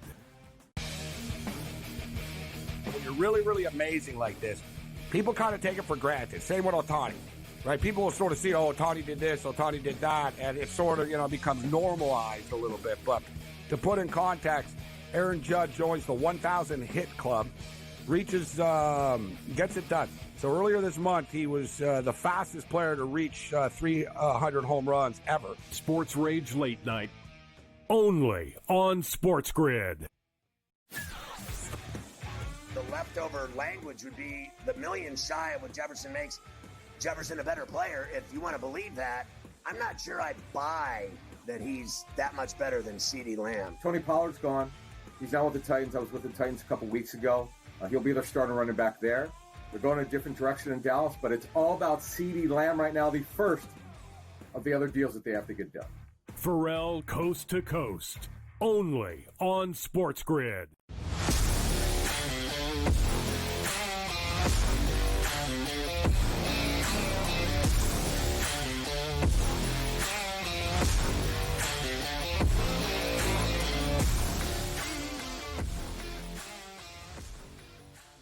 All right, welcome back. InGame Live, PrimeTime here on the grid. Scott Wetzel, Dave Sharapan. Good betting opportunity. Here we go. Chicago White Sox leading, which, believe it or not, they have had leads. They don't win the games, but they've had leads. They're up 2-0 right now against the Texas Rangers. Not easy to beat a team twice, not even the White Sox in the same day, but bottom 3, and White Sox minus 235, Texas plus 180. How about that? I think I would wait And well, let me see who's pitching for the White Sox because it was supposed to be Flexen, but he ended up pitching the first game. I wonder Right? if they brought back Crochet the second game. Let's No. see. No. I'll Jack tell you right Leiter's now. pitching for the. Yeah, What for do we got? so we had the opener Bullpen by committee. go 2 innings, and for the White Sox, Foster, and now Sammy Peralta is in for the White Sox to pitch the 3rd inning. So they're going bullpen game. So don't wait. It worked the other night. We had me and Ranieri were on Monday, and the White Sox were up 2-0. And Vincenzo, if you have it, crank it up right now. Thank you. It's time. Just crank it up and play. It's time to play Texas. Don't wait. Yeah, because it's probably all right. So to the end of 3. So he got through 1. Right, you got to do it before they hit. This is the time to do it. Right. If you want to wait, you got to wait until they get out of the inning and hope they don't score. If they score at all, the price is chopped in half, and if they take the lead, it's gone. Bye-bye. But this is like the perfect thing you want. I mean, because as we were saying, the White Sox starters have actually done a halfway decent job, but they go 5-6 innings because it's 2024 and you're not allowed to go past the 6th, otherwise you get arrested. And the bullpen comes in and they blow all the games. Now you don't even have to wait till the 6th inning. Now we're getting the bullpen the whole game. So yeah, plus 172. I like that. I'll take that. 5, 6, 7 coming up. 5, 6, 7 coming up. Yeah, in the lineup for Texas. So if they don't score, you could gamble right now and wait. If they don't score, then they got 8-9-1 coming up, and the price is going to be, the price right now. Let me double check. Hit refresh. I have anywhere between plus 150 and plus 160. If they don't score here, Scott, you might be getting close to $2. So if you want to wait, you can do that. But it's White time. Sox, by the way, they lead the majors in blown leads, 48. To put that into perspective, they have 102 losses. So half of their losses have actually come in games that they've held the lead. So 2-0.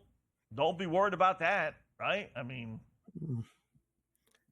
that's no good. I mean, what a tough way to go to work, right? Oof. You go and you're winning, and then you're not, and then you lose all these games, and you still that's a tough one. That's what being a pro is about. It's easy to go when you win. It's hard to go to work, get the car, drive to the ballpark, take BP, all that other stuff, 10-game road trips, knowing you're going to the ballpark, man. I don't know. That's a tough one. That's tough. Yeah. Red Sox just beat the Blue Jays 3-0. Let me just see out of curiosity's sake. I know they got swept 2 days ago, but they generally do a pretty good job against Toronto. I was surprised they did, but they bounced back. They get 2. Let me see if we hit our strikeout total with the starting pitcher for Toronto, Bassett, who pitched well. Toronto only had 2 hits. Bassett had 9 strikeouts. It's now 7-1, Dave. I'm actually going to start keeping track of it. Like I always tell you guys, right? They'll bet against the guy or bet on the guy who's pitching against the Red Sox. I always tell you it always hits, right? So, but I never really have records. I've kept track 7 of the last 8 games. The starting pitcher against Boston has hit his number. Wow. 7, yeah. So Bassett got 9 strikeouts today. They win games, they lose games, home, road, day, night. That doesn't matter. All they do is strike out 10 to 12 times a game. And with the starting pitcher getting, 5, 6, 7, 8, in this case 9 tonight. It's amazing. Guys, if you can, pull up the same game parlay that Scott did earlier, because we are in the 3rd inning of the game. Ooh. Yes, okay. We are in the 3rd inning of the Marlins and the Rockies, and I don't know whether that first pitch in the top of the 3rd was a strike, and I don't know if the first pitch in the bottom of the 3rd was a strike, because we are in the bottom of the 3rd. I had I set a little alarm here, and I missed it while we were on the break. So I'm going to leave that up to you, Wetzel, to check that while we're here. So All right. the Braves I are will tell tied you- 1-1 with the Twins. Cardinals now lead the Padres 3-2. Giants and Brewers tied 0-0 in the bottom of the fifth. Angels trail the Tigers 2-0. We're all over that one. And the Rockies are up 2-1. Did we get a strike and a strike, Wetzel? Top of the first. Top of the third. Strike. Top of the third. Or top of the third. Top of the third, foul ball to Berger. So that counts as a Okay. strike. Strike. Bottom of the All right. third. Bottom of the third. I got to see. Do we go in order or how does this go? Hold on a second. I don't know. When the inning's still in progress, it's hard to figure out. Is that Okay, the guy that's that's batting, or was that the first guy or the last guy? You know, I don't know. I don't want to make it complicated for you, but the Nationals still lead the Yankees 5-2 in the bottom of the eighth. So glad we didn't get too crazy with the Yankees there. Could use another run for the people that took the +2.5. So I while think you're it looking, was a strike. You think or you think. know? No, We need to think and know. Yeah. Let me see.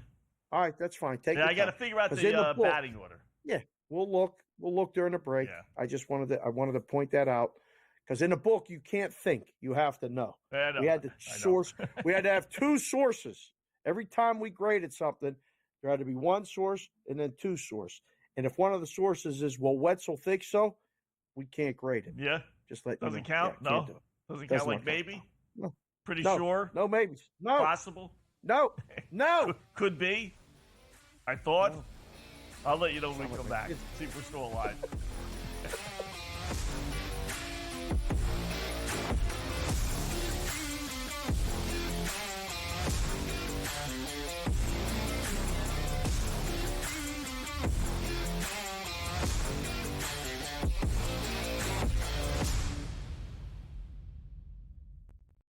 The sharpest football contest show in the land, the Las Vegas Football Contest Show, focuses on Circus Sports Million, Circus Survivor, and the Westgate Super Contest, handicapping the games and releasing our contest picks every week of the season. With two former Super Contest winners, Brady Cannon and James Salinas, a former NFL player, Mike Pritchard, and over $1 million in contest prize money won combined, the Las Vegas Football Contest Show will have you prepared this season like none other. Carlos Alcaraz has won the last two Grand Slam titles at the French Open on the clay and at Wimbledon earlier this summer. He enters as the favorite. You have a bunch of depth there. Francis Tiafoe, Ben Shelton. They will likely play in round 3. The winner would play Djokovic, most likely, which would be an incredible match. I like Ben Shelton as a sleeper. If Djokovic is hurt, you never know. I think Shelton's actually the guy that gets hot. The conditions favor him. The early line. Only on SportsGrid. When you're really, really amazing like this, people kind of take it for granted. Same with Ohtani, right? People will sort of see, oh, Ohtani did this, Ohtani did that, and it sort of, becomes normalized a little bit. But to put in context, Aaron Judge joins the 1,000 hit club, reaches, gets it done. So earlier this month, he was the fastest player to reach 300 home runs ever. Sports Rage Late Night. Only on SportsGrid. The leftover language would be the million shy of what Jefferson makes Jefferson a better player. If you want to believe that, I'm not sure I buy that he's that much better than CeeDee Lamb. Tony Pollard's gone. He's now with the Titans. I was with the Titans a couple weeks ago. He'll be their starting running back there. They're going in a different direction in Dallas, but it's all about CeeDee Lamb right now, the first of the other deals that they have to get done. Pharrell Coast to Coast. Only on SportsGrid.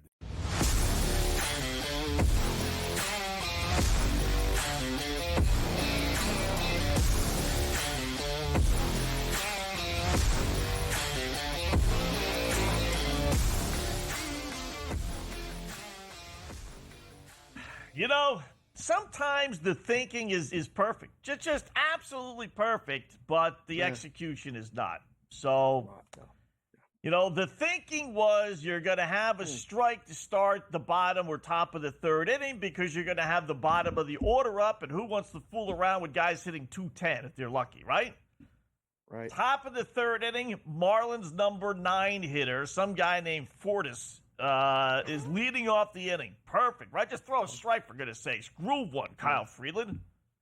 He throws a ball to start the inning. We lose our parlay. Probably had that lefty natural movement. They always think they throw that. It just kind of zooms outside a little bit, like it starts at the plate and it zooms out.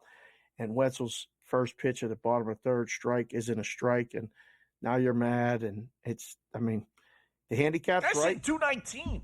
219. Throw it over the plate. Throw a freaking strike. What are you doing? 219. I can get the guy out. Count. Here we go. You only have Here we go 5 again. innings. What? You only have 60 pitches. It's a catcher, too. Catcher doesn't want to be up there, right? He wants to swing. Let me get back to the dugout. I want to rest. Listen, you just threw 45 at Fenway a week ago. You're not getting anybody out in the bigs. Your days of getting in a third of an inning and an out is done. All right? We can't. You're not doing it. But could have thrown a strike. I know what happened. You know what happened? What happened? What happened? The dude had 2 hits last night. Guy's hitting 215. And last night, this guy goes 2 for 3. So they probably said, all right, we listened to Wetzel last night and groomed a couple, and then Mope got a couple of hits. Now we got to do some. Now we got to hit the outside corner and work the plate. Right. Fudge. Start out and work back in. See if he chases. He didn't chase. Yeah. I mean, listen. All right, Matt, we have your assignment since you got nothing to do there. Go through every game. Every game today. Bottom, top of the third inning, and find out how many strikes were on the first pitch. That's perfect. Wow. All right. You know how to do it, right, Matt? You hit you go to the or you go to the box. Well, you go to the game, you hit more, and then you see play-by-play. Then you go to the inning, and you hit that batter, and they'll give you the pitch sequence. So go through every game. You got nothing to do. All right, and let us know today, so far, how many were strikes on the first pitch. I bet that's great. How many games do we got? Let me 9 games today, right? Is there 9 games? 9 games so far. 1, 2, 3, 3, 4, 5. No more than that. 6, 7, 8, 9, 10, 11, 12, 13, 14. 14 a full games. Slate of games today. Okay. Felt like only 9. Yeah, I know. It's rare for Wednesday. So 28 out of 28 games, Dave. How many do you think were strikes? I bet it's at least 20. I bet it's 20 and 8. I'd say a little bit closer to 500. I'd say 17 or 18. What would make you say tomorrow, you know what? I'm not going to tell Wetzel but I'm going to bet this. 23 and 5? Let me think about this. 23 Nothing. and 5. What happens today doesn't matter. What happens tomorrow? This is why they put the black and the red on the roulette wheel and tell you it's black 28 times in a row. So you walk by and say, you know what? I'm going to play black. Every spin is individual. Every day pitching is individual. But I got this one for you. While you're talking about all this and you're giving Matty G assignments, my segment producer on BVB just texted me this. This is for tomorrow, but I'm going to read it today while we're on the show. Until the Pirates blew a 7-run lead in the 7th against the Cubs today, teams were 1,192 and 0 in the last 7 years when they were up at least 7 to start the 7th. That's 1,192 and 0 losses. They never lost. They lost today. I can't believe this. I don't know. That was from the Action Network. Thank you guys. Jay Kuda at Jay Kuda. I like that network. Put that out. They do. I like their stats and trends. I like that.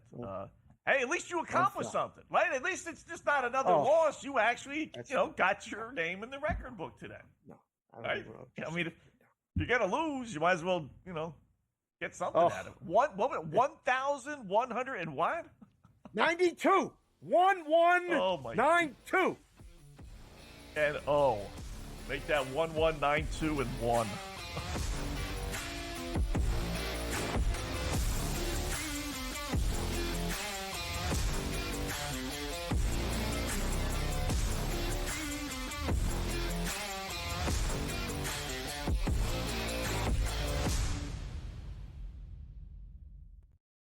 The sharpest football contest show in the land, the Las Vegas Football Contest Show, focuses on Circus Sports Million, Circus Survivor, and the Westgate Super Contest, handicapping the games and releasing our contest picks every week of the season.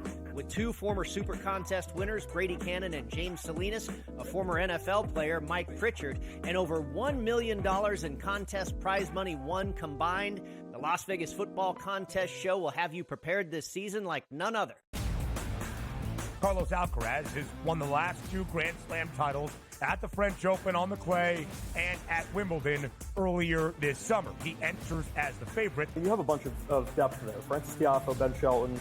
They will likely play in round 3. The winner would play Djokovic, most likely, which would be an incredible match. I like Ben Shelton as a sleeper. If Djokovic is hurt, you never know. I think Shelton's actually be the guy that gets hot. The conditions favor him. The early line, only on SportsGrid. When you're really, really amazing like this, people kind of take it for granted. Same with Ohtani, right? People will sort of see, oh, Ohtani did this, Ohtani did that, and it sort of, becomes normalized a little bit. But to put in context, Aaron Judge joins the 1,000 hit club, reaches, gets it done. So earlier this month, he was the fastest player to reach 300 home runs ever. Sports Rage Late Night, only on SportsGrid. The leftover language would be the million shy of what Jefferson makes Jefferson a better player. If you want to believe that, I'm not sure I buy that he's that much better than CeeDee Lamb. Tony Pollard's gone. He's now with the Titans. I was with the Titans a couple weeks ago. He'll be their starting running back there. They're going a different direction in Dallas, but it's all about CeeDee Lamb right now, the first of the other deals that they have to get done. Pharrell Coast to Coast, only on SportsGrid.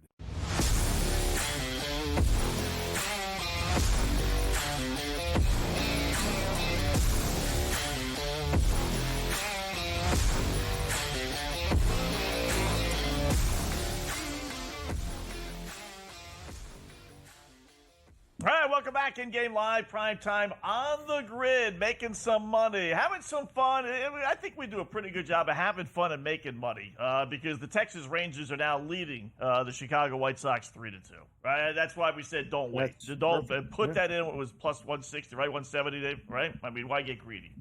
So we said to do it now. I mean, we were going to wait. I said don't wait because 5, 6, 7. Must have been a home run, but. Let's click refresh on that before we bring Cam in. And let's see, Texas is now, oh my goodness, does that say minus 475? It says minus. Are you calling my name with the White Sox? Am I a glutton for punishment? Should I give money away? Don't tell me you bet the White Sox, Cam. I did not, don't Scott. Tell me. Cut his mic. I did not. But I did take Dave's Pirates today. That was fun. Ooh. I'll tell you something. But you know what? I didn't realize something. So me and Pharrell are flipping out. I was doing coast to coast today. I was on the Royals and on the Pirates. And I have multiple sports books. And so I'm losing it on air. And then I check one of my sports books. I'm like, wow, there's like 300 and something more dollars in there. I look. Because they were up so many runs, they graded it as a win. But that and the Royals did. Whoa. And now I don't know what I realized. I got to keep one book. Like I like to have, but Dave, I need multiple books because of live tennis hedging, my golf, Yes. you know me in Yes. golf, like Yes. the whole thing. Yes. If there's no money in one book, I need to have a partner that I can deal with because sometimes Correct. by the deposit process, you don't get it in quick enough. You know how fast this stuff changes. Yep. Anyway, there was some positivity finally, like me and Morency talk about it. I don't care about juice and all this other stuff. If you have a book that's going to give you like wins, like 3 goals in hockey, 4 goals, like in like 4 runs in baseball. That's tremendous. Like, I know it's ridiculous. Anyway, it saved my bacon. Let's go. Wow. Last week, guys, Golf. you don't have to hear about the golf anymore. We're in East Lake. Scott, apparently we had Keith Stewart talking to Pharrell. He says it's 110 degrees in East Lake outside of Atlanta. Ooh. Real hot, real steamy. The ball's going to get up there, but that humidity, who's going to be? No, they talk about golfers. Oh, yeah, you're just hitting a golf ball. Yeah, 4 days of walking in that heat. Like, think about the caddies. They earn – this is the week where you give your caddy 15 to 20%, not 8 to 10. Yeah. But anyway, let's roll. So we have – guys, you guys know how this thing works, right? Scotty Scheffler is the leader.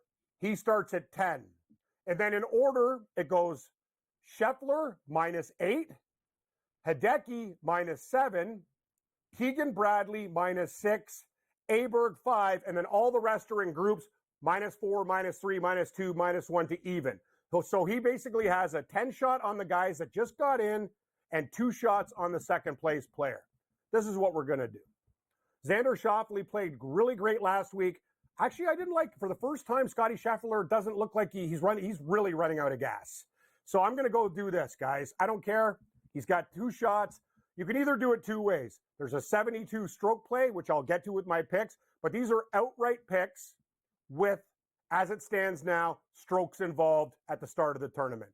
Schauffele's 2 back. He has to make up 2 shots in 4 rounds, plus 230 to win the PGA Championship and the FedEx Cup. Aberg starts 5 shots back, 18-1. Mr. Burns, I talked to Keith Stewart today. He called him Bermuda Burns. He really loves Bermuda grass. Great price for Sam Burns, 32-1. And Russell Henley. Dave, I will tell you something right now. A lot of guys on my list, Scott, Bermuda grass, Georgia. Basically, this is college football weekend. I got SEC guys. You know what I mean? So here we go. But Aberg is from Sweden, but he went to Texas Tech. But Burns, LSU, Russell Henley, Georgia, Billy Horschel, Florida Gator. Here we go. So these are the 72-hole stroke play. No aggregate, no start of the tournament. Just the low man for a tournament. Like, this is basically, guys, the odds for a regular tournament minus the starting positions. Just who's going to be the best after 4 rounds of golf. Aberg, 16. Burns, 22. These are my horses. Henley, 28. And Billy Horschel, one of the hottest players in the world right now, at 32. Keith really likes Burns. I know Carver likes Burns. He's taking the family out to the water park, which he's doing. He's back tomorrow. And Aberg finished second last week. This guy is always knocking on the door. Those are the picks. Top 5s.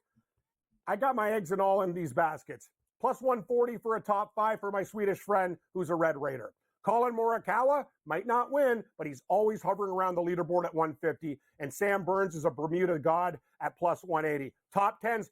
Hey, Scott, we can't do top 20s and 30s and 40s this week. There's only 30 damn guys in the tournament, so I got to keep it to plus money at 10. Adam Scott turning back the clock. He won this tournament in 2006. Can you believe that? 18 years ago, and he almost won last week. So just for top 10, plus money, plus 120. Henley for a top 10, plus 130, one of my favorite bets. And Billy Horschel for a top 10 at plus 240. So these guys got to finish top 10 inside of the 30 golfers that start. First round leaders, this is going to be very difficult because there's only 4 guys that can do it. I will take, basically, say I got $100. 60 goes on Schauffele, 20 and 20 on Keegan Aberg because you guys know Scheffler has a lead. He's 10. But all Schauffele has to do at plus 250, 2 strokes. And I'm telling you, he comes out of the gate hot, and I don't like what I've seen early from Scotty Scheffler. Thanks, guys. This is the way it looks right now. This is how it starts. If you could show the Chiron. See, these are the starting scores. Scheffler, Schauffele, Matsuyama, Bradley. And as I said, after Aberg, there's a group of 4. McIlroy, Morikawa, Clark, Burns. I got to tell you, man, this is giving me a headache, and I like golf. They got to find another. Like, look at this. Finau, Lowry, Scott, M. Bueller. Like, what? Tagala, thank you. What are we doing? Mattea, McIntyre, Hovland, Henley. Oh, just give me a damn tournament. Right, Dave? Like, I follow this stuff every week.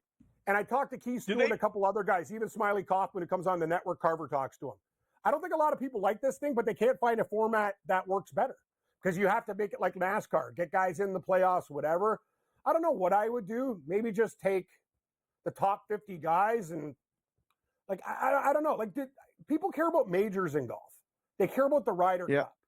They care about winning their own country's tournament, like U.S. Open for Americans, Canadian Open, Canadians, stuff like that. This is all about money. Let's not kid ourselves here. They're playing for $10 million. It's a lot. It's not chump change. But the thing is, they haven't found a way to clarify or make it easy for the common man to understand. Like, I'm explaining this, guys, to you guys are like, what's the deal here? Like, you know what I mean? Like, do they pair off, Kim? Do they pair off already? Normally you pair off after this third, after the second round. Do they do it from the start? Yeah, they do it. They do it in order, right? So yeah. But the thing is, I have not been impressed with, and I haven't said this much all year, with Scheffler. Like, there was something that I didn't like last week. He looked like he tweaked something with his ankle. Keith was saying today he's already got his swing coach. He had to call him in, which he never does, to work on some stuff. As for Xander Schauffele, I think he's playing with house money. And I think if I had one bet, that is my bet. Xander Schauffele to win at plus 230. You could take him there. All he has to do, 4 rounds of golf, 72 holes, 2 strokes. That's what we're doing, fellas. So wish us It's one luck. of those things We'll be back. Yes, that Dave? a lot of people have trouble understanding, so they're hesitant to bet. This has always been one of the struggles at the end of the year in the book to try to explain to bettors, and the handle when it should be at its peak is actually lower. You know, the Masters is always the best, but as it gets down closer to football season, that's it's a shame that it's really they could come up with something. How about this one? We mentioned this last segment. I don't know if you heard it. You had the Pirates. You said the Pirates blew a 7-run lead against the Cubs today. Teams were 1,192-0 in the last 7 years when they were up by at least 7 to start the 7th. I mean, Cam, how does that make you feel when you had them? Like, look at Wetzel laughing. He's like, "Yeah, you guys accomplished something." That's brutal. Pharrell almost had a coronary. And know what the worst was? My girlfriend texted me right before I did Coast to Coast and say, "Hey, Bear, I found $20 in your old jeans, and you're going to have a great day today." Minute that text message came in, "Here come the Cubs. Oh, the Royals are blowing it." So I didn't say something. It was almost like Gambler just went out to me, "Shut up. I'm going to take your money back." But hey, I got it back on one book. So let's win some money tonight, guys. I like the Orioles against the Dodgers and the over in that game as well. I like the over a lot. All right, Cam Stewart, Gabe Morency, top of the hour. We'll take over at 10 p.m. Eastern time. Thanks, Cam. Thanks, guys.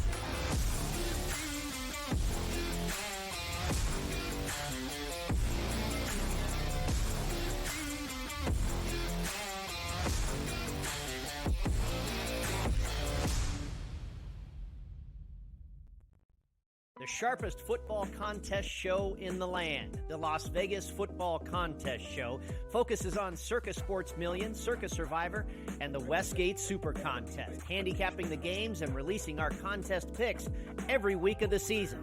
With 2 former Super Contest winners, Brady Cannon and James Salinas, a former NFL player, Mike Pritchard, and over $1 million in contest prize money won combined, the Las Vegas Football Contest Show will have you prepared this season like none other.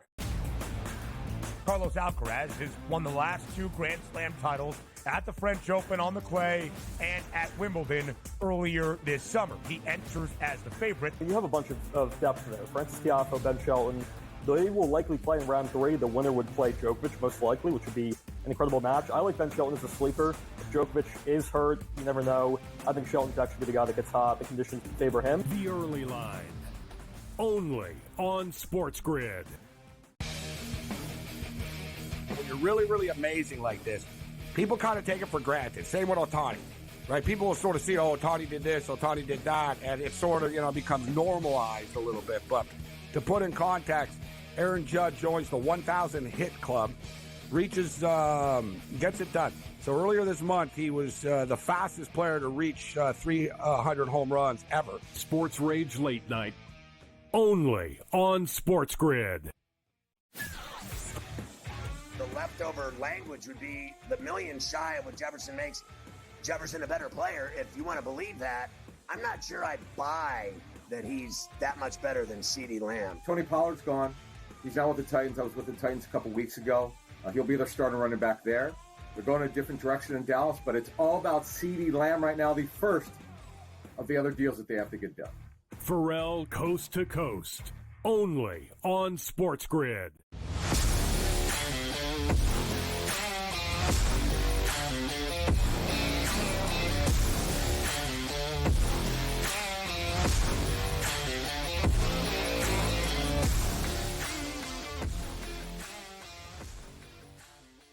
Welcome back, InGame Live, PrimeTime on the grid. Always fun talking with Cam Stewart, so hopefully you got all that stuff and able to get some, basically, what we were talking about. Either bet them on the actual score or you bet them based on the aggregate score. You're starting with, as he said, -10, -8, 2-shot lead. So it's a little confusing. if the boys in Vegas just said, you know what, we're just betting on the score. Here you go. If he shoots 2 under, he's 12 under. There you go. But they always got to, kind of compensate for people that don't want to do that. So because of it, there's just so many ways this week. Yeah. I want to shout out real quick, Winning in Las Vegas, a.k.a. the Gambling Ginger. She tagged both of us. Big fan of the show. She always watching, lives in Las Vegas. And, she's come to a couple of our live shows for Bostonian versus the book. She took Texas plus money when they were down 2-0 on our advisement. And she ended up getting plus 122. So she's in for the ride with the rest of us. Texas Rangers leading the Chicago White Sox. So hopefully they don't give up the lead. But if they do, you may be able to bet them again. Good score for Texas. Let me hit refresh. Is it still 3-2? It is 3. Nope. That's what do I have? Texas 3-2. Yep. Yeah. All right. But they got guys on base. The White Sox got guys on base. All right. Mets and Diamondbacks just started. Orioles and Dodgers. I wore the Dodgers stuff tonight. There's 50,000 people in line to get in this game for that Shohei Ohtani bobblehead night. There's probably only 20,000 bobbleheads. This was a hell of a baseball game last night. It went under. The producers were all over it. You like anything here? Dodgers? Burns? Orioles? What do you got? Yeah. I'm going to go over 4.5 runs, Baltimore Orioles. The boys they putting yesterday's pick in there again with the green check mark. I mean, really. I mean, I know you hit it. Everyone else knows you hit it. Now you told them twice. That's just as nice. That was yesterday. That was eons ago. That was yesterday. We move on. Yeah. We move on. What do you got for us today? That's the thing. Yeah, here's why, I don't know if they're going to be able to beat the Dodgers twice, right? They might, but my thinking is if I'm going to pick Baltimore, it's because Walker Buehler is not up to snuff just yet. 2 starts, Dave. He's allowed 7 runs in 7 1/3 innings. So let me go over Baltimore 4.5 runs, thinking, all right, he's probably good for 3, maybe 4 runs through 5, like he's basically been doing. And then, hopefully the Orioles can poke home one more. It's just one of those things where you look at it, and for me, it's correlated because, like you're thinking, Baltimore over team total. Baltimore wins, the game goes over, right? Dodgers win, the game's probably going to go under because you get a better performance from Buehler than you're even thinking. I mean, it's rare when we show up and do this in-game live and we see Orioles Dodgers or we see anyone Dodgers, and the percentage by the smart projection is on the other team, not the Dodgers. I mean, 56% is a pretty significant percentage for a pick-em game. Now, I don't know if this surprised you, but this kind of surprised me as this possibly being a World Series preview. The Dodgers, who have the best record in the majors, are hosting the Orioles, and after last night's win, they're only 1.5 games worse than the Dodgers. It certainly feels like it's a lot different. Like it feels like the Orioles are not that close, but they really are. And that makes what, they're doing with the Yankees pretty good. I mean, we're talking about baseball and putting a team in the championship parlay and stuff. I want to believe that it's wide open, and last year was proof of it. I mean, I had the tickets that, the World Series exacta was Texas and Arizona. The highest odds ticket I had was 375-1. So we talk about it being open and World Series odds all over the place. But is this going to end up chalk? Dodgers, Phillies, Yankees, Orioles in the ALS, ALCS, and NLCS? It might. I tell you, the thing that baseball's got to be thrilled, and I've said this before, like if you don't follow baseball in September this year, Dave, you never will. You just won't. You just, no crime. You're just going to say, listen, I don't care anymore. Football's here because you have everything. You got division races. You got pennant races. You got wild card races. You have races for division winners on who's going to be in the wild card round, and nobody wants to be in that dopey best of 3, right? Which I do like. I don't like the fact that division winners got to do that, though. That I don't like. I think you win if you're going to have divisions. You win your division, then you deserve to get a best of 5. But the third worst record of the division winner has to play the third worst wild card team in a best of 3. So you don't want to be that third team. So you got that battle between the divisions. I mean, you got it all. You really do. I mean, when everything is said and done, I don't think it will be. Dodgers find a way to lose. The Yankees, I still like Houston, but they're in that position of being in a best of 3. And if they decide they're going to pitch Verlander in there, it's tough. It's tough to find out who's going to win baseball these days. I think it really is, which is why I think you have to, like you said, I mean, this is so much fun. We've gotten through 5 months of this, that, whatever injuries to really focus and then get us in between the days of football. I love it. I'm the guy that goes to the sports book or was in the sports book putting a baseball game on a big screen. It won't appear you could have, like Circa has, they can cut up the big screen into like 60 games, and there'll be one little screen set on a baseball game. Everything else will be football. Seriously. And you have to ask if you're in there specifically, hey, can you put on the Dodgers and the Yankees or whatever, and tell them to. I don't think so as far as it being wide open, but I feel like after last year, you have to consider more than one team in each side. You can't just get Dodgers futures. You can't just get Yankees futures. Hey, listen, the way the Padres are playing, right? I mean, that's not the worst ticket in the world. Yeah. We saw what Arizona did last year, the way Arizona's playing. I mean, it could be anybody. Nobody would surprise me. Mets? Except, believe it or not, my Red Sox and Mets.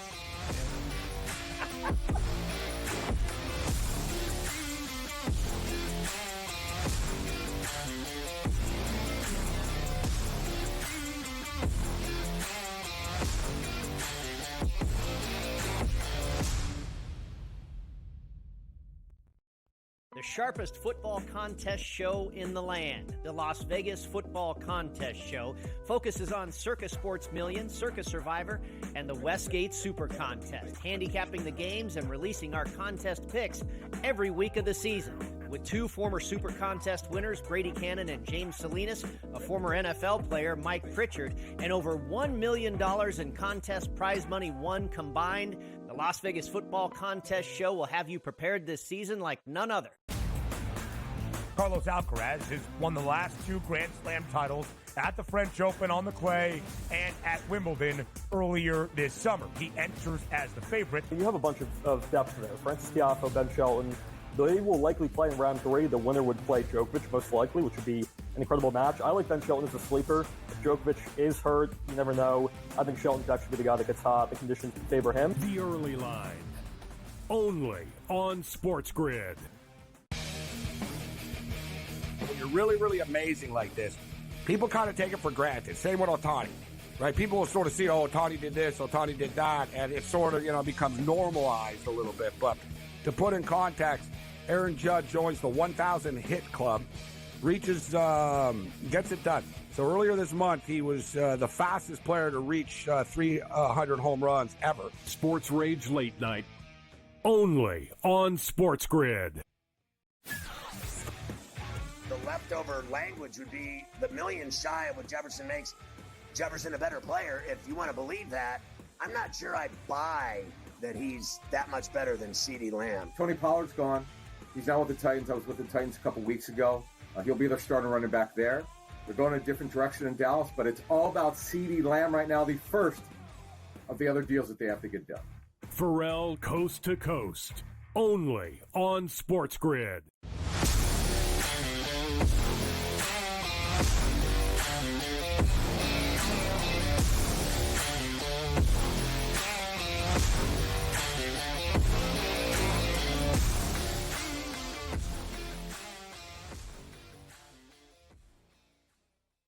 All right, welcome back. InGame Live, prime time here on the grid. Finishing up, we got Cam Stewart and Gabe Morency, top of the hour. So baseball, we're holding on for dear life under 7.5. It's 5-1 Atlanta and the Twinkies, top of the 8th inning. So that's looking okay. Cardinals did come back and then lead San Diego 3-2, bottom 7. Gave out Milwaukee. They're easily beating San Fran 5-0. White Sox did, Dave, tie up the Rangers 3-3, but that's okay. I tell you what, 9.5. With that White Sox bullpen having to throw the 6th, 7th, 8th, 9, 4 more innings, I kind of like, nice little Texas minus 130 over 9.5 parlay at plus 210 is not the worst thing in the world. And the Angels continue to lose 3-0 over the Tigers. So that's the not score of the bad. first. Yeah. Looking for the Rockies tied 2-2 with Miami. Our left-handed pitcher system in play tonight. I'm looking. I had a defensive statistic because I'm watching the Padres and the Cardinals, and I believe it's the Padres have made the least amount of errors since the All-Star break. It's another thing that I think you have to really pay attention to going into the playoffs. Defense travels. Defense can be, no, I don't want to say repeated for the playoffs, but like when it becomes the norm where you're constantly playing defense, here it is right here. San Diego's defense in the last, 2 months, committed 14 errors. That's the fourth fewest in National League. Interestingly, the Diamondbacks have the fewest errors in Major League Baseball in this span. So that's actually the last 35 games. It's 6 errors for the Diamondbacks in the last 35 games. And the Padres are second or fourth fewest. 6 errors. In 35, they had 6 errors in a month of baseball Do only? you believe that? That's unbelievable. Yeah. Wow. Yeah.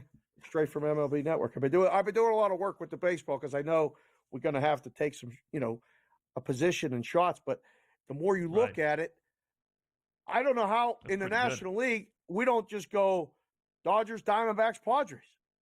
Like if we're going to take 3 teams, fade the Phillies.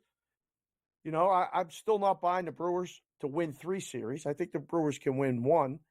But depending on the path, we might have to take all 3 National League West teams.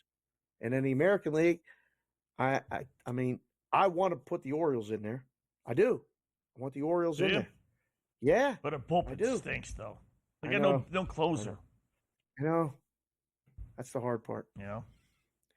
I think we eliminate the entire AL Central.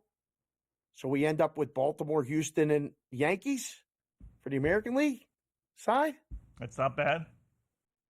It's not bad. Pretty chalky.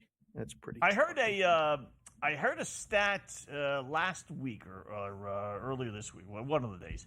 Kansas City had one of the best records second half of the season against winning teams.